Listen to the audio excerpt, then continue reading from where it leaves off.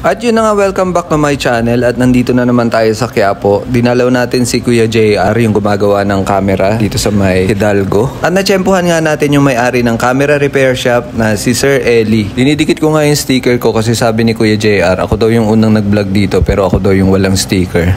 So nandito tayo ulit sa Eli's Camera Shop. Natagpuan natin ulit si Kuya JR na mayroong ginagawang camera. Kuya, anong ginagawa mo camera ngayon? 600D. Yung ginagawa niya ngayon, Canon 600D.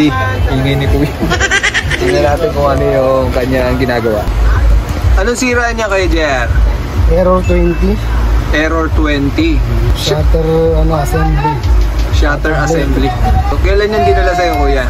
Kanina lang po.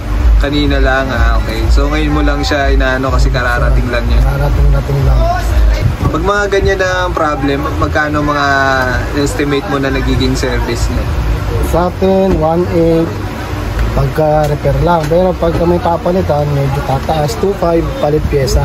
Yan, anong papalitan dyan, Kuya? Shutter blade. Shutter blade. Yung pyesa kasama na. Manggagaling dito yung pyesa. Pero pwede rin yung may dala na silang pyesa. Pwede rin. Service na lang mabayaran. 1.2. Ang service ni Kuya is 1.2 kapag meron kayong dalang pyesa. Minsan nagbabago lang din, depende sa sira, no? Oo, depende. Binilikan ko ang Eli's Camera Shop para i-update ang shop na to. Meron kasi mga nagre-request na puntahan ko siya ulit para malaman nga nila kung bukas pa ang shop. So ito na nga, kitang-kita nyo, buhay na buhay pa rin ang shop at huwag kayong mag-alala, pwede pa rin kayong pumunta ng linggo dahil linggo ang araw na ito. May mga shop kasi dito na sarado pag Sunday. Sabi nga ni Kuya, lumakas daw ang shop nila mula nung nag-vlog ako. Nakaka-proud naman at meron pala akong pakinabang sa buhay ni Kuya JR. Dalawa nga pala silang technician dito, JR din ang pangalan nung isa. Lapit mo nga Kuya sa akin. Yan yung papalitan, shutter blade. Shutter blade. Kaya nag-error 20 siya. Napalitan na natin yan. Kaya okay na siya.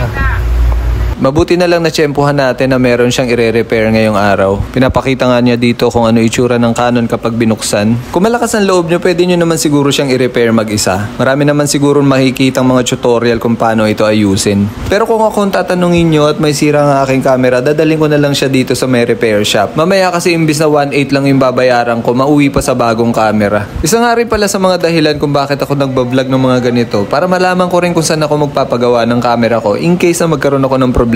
At saka para makahanap din ako ng pagkakatiwalaan kong repair shop. By the way, hindi nga pala malaki ang shop na to. Ang nagustuhan ko dito ay yung pagiging straightforward nung technician nung una ko pang i-vlog itong shop na to. Kung mapapanood nyo yung previous vlog, sinabi niya doon na kung ano-anong mga klaseng mga error ang lumalabas sa camera. Hindi naman ako bumabase kung gaano kalaki yung shop. Ang importante sa akin yung pagiging honest ng technician dahil alam naman natin na maraming mga loko-loko pagdating sa mga ganitong mga electronics. Kahit pa paano masasabi kung okay dito dahil siya pa rin yung technician inabutan ko. Kasi kung may bad record yung technician, malamang nag-disappear na siya. Pero disclaimer lang, no, nasa inyong decision pa rin kung saan nyo gustong magpagawa ng camera. Shinare ko lang sa inyo to para malaman nyo kung saan pa merong pagawaan ng camera dito sa may Quiapo. Ang address pala ng shop na to ay number 709A R. Hidalgo Street, Barangay 309, Quiapo, Manila. Ilalagay ko na rin dyan yung FB account ni Kuya JR para if ever meron kayong concern sa mga camera nyo, pwede nyo siyang i-message. Huwag kayong mag-alala at napakabait niya ni Kuya JR. Pwede kayong magtanong sa kanya at lalong-lalo na hindi siya nangangagat.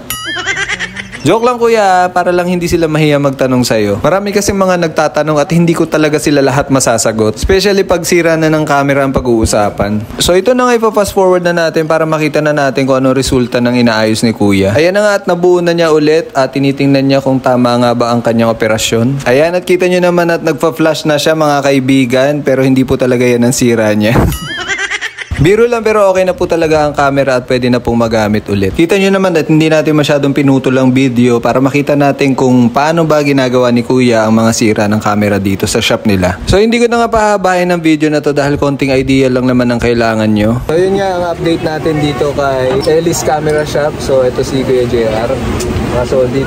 Ayun, maraming salamat Kuya JR sa update. Nandito pa rin sila. Malapit na to sa SM, sa Hidalgo.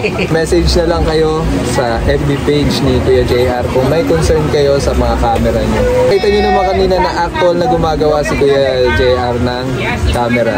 So yun lang, no. Maraming salamat. So punta na lang kayo dito kung sakaling kailangan nyo ng tulong ni Kuya JR. Alright, thank you. Kita na lang tayo sa susunod na video. Alright. Pakita ko nga pala sa inyo ang labas ng Ellis Camera Shop. Marami kasi nagtitinda sa harap kaya hindi nyo agad siya mapapansin. Pag galing kayo ng Quiapo Church, nasa bandang kanan lang po siya. So hanggang dito na lang tong video na to mga tol at magkita-kita na lang tayo sa susunod na episode. Thank you for watching mga tol. Don't forget to like and subscribe. See you in the next one. Adios mga tol.